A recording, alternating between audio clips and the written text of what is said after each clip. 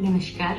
मैं doctor Kalpana Jain, obesity and metabolic expert. इस video में मैं आज आपको बताऊंगी कि कैसे विसरल ओबेसिटी यानी कि पेट के ऊपर जमी हुई चर्बी डायबिटीज तक हमें पहुंचाती है।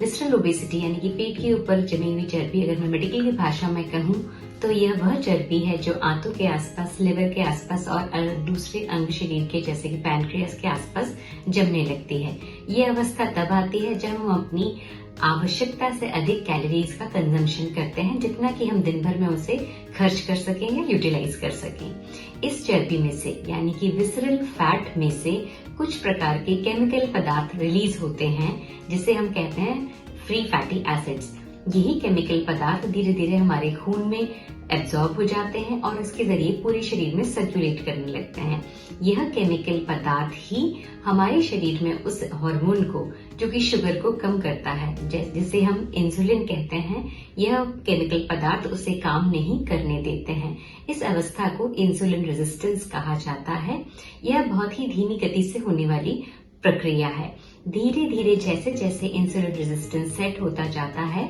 हमारे शरीर में शुगर की मात्रा का लेवल धीरे धीरे बढ़ता जाता है, जब तक कि हम डायबिटीज में नहीं पहुंच जाते हैं। इस प्रकार अगर हमारे पेट पर अधिक चर्बी है या विसरल ओबेसिटी है, तो इन केमिकल पदार्थों के द्वारा यानी फ्री फैटी एसिड्स के द्वारा हमें डायबिटीज हो जाती है। इसमें एक बहुत ही आवश्यक बात समझने की है कि ये जो डायबिटीज है यह टाइप 2 डायबिटीज कहलाती है, जिसमें कि शरीर में जो हार्मोन है जो शुगर कम करता है, जिसे हम इंसुलिन कहते हैं, वह तो नॉर्मल मात्रा में या उससे अधिक मात्रा में निकल रहा होता है, किंतु इन केमिकल पदार्थों के कारण वह अपना कार्य यानी कि शुगर को कम करने का या सेल्स के अंदर डालने का कार्य नहीं कर पाता है और इंसुलिन रेजिस्टेंस की प्रक्रिया होती है, जो कि डायबिटीज की आप प्रथम सीढ़ी भी मान सकते हैं। जैसे हम इसकी एक स्टेज और पहले की सीढ़ी होती है जिसे हम कैलोरी सरप्लस कहते हैं। तो सिंपल भाषा में अगर मैं आपको समझाऊं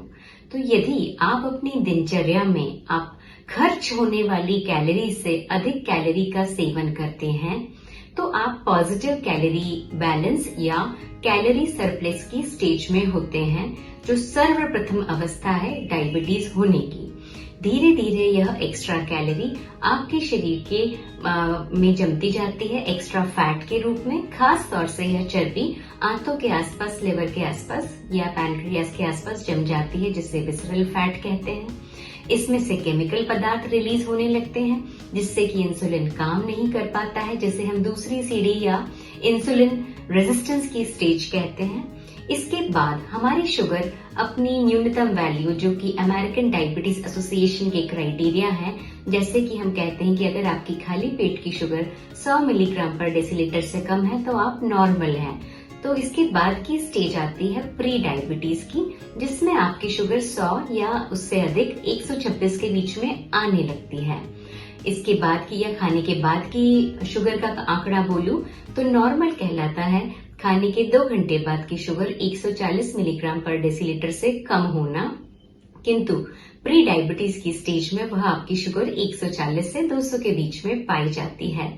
अगर यहाँ पर भी हम कोई इंटरवेंशन नहीं करते हैं, इस विसरल ओबेसिटी या पेट के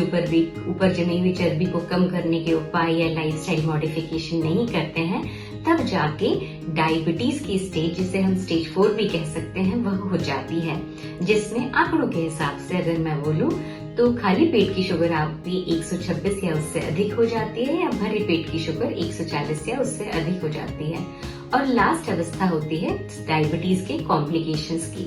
तो इस तरीके से इस वीडियो में हमने एक बहुत ही महत्वपूर्ण बात जानी है कि पेट के ऊपर की चर्बी डायबिटीज तक के होने के सफर की प्राथमिक या द्वितीय चरण है। इसीलिए यदि आप अपनी आवश्यकता से अधिक कैलोरी का सेवन करते हैं और जिसके कारण धीरे धीरे आपके पेट पर चर्बी जमती है, और शुरू में यदि आपकी reports as per the criteria American diabetes association के ब्लड रिपोर्ट के क्राइटेरिया, जो ब्लड ग्लूकोज के क्राइटेरिया है, उससे कम भी आती है, तो हम ये नहीं बोलेंगे कि हम उस खतरे से बाहर हैं जिससे कि हमें अल्टीमेटली डायबिटीज हो जाएगी। इसीलिए स्टेज 1 है कैलोरी सरप्लस, स्टेज 2 है इंसुलिन रेजिस्टेंस, स्टेज 3 है प्री डायबिटीज, स्टेज 4 है डायबिटीज और फाइनली स्टेज 5 यानी कॉम्प्लिकेशंस ऑफ डायबिटीज। इसीलिए हमें पहली स्टेज से ही उपाय करने के लिए जुट जाना चाहिए, लाइफस्टाइल मॉडिफिकेशन करने के लिए जुट जाना चाहिए, क्योंकि जब तक हम स्टेज ऑफ प्री डायबिटीज या डायबिटीज तक पहुंचते हैं तब तक हमारे शरीर का वह भाग से पैनक्रियास कहते हैं जिसमें से कि इंसुलिन रिलीज होता है, वह भाग लगभग 50 से 70% तक नष्ट हो चुका होता है। यानी कि जो बीटा सेल्स होते हैं जहां से इंसुलिन रिलीज होते हैं पैनक्रियास में से, वह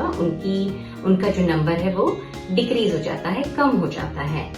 इस प्रकार हम डायबिटीज और उसके बाद शुगर बढ़ने लगती है और हमें डायबिटीज हो जाती है।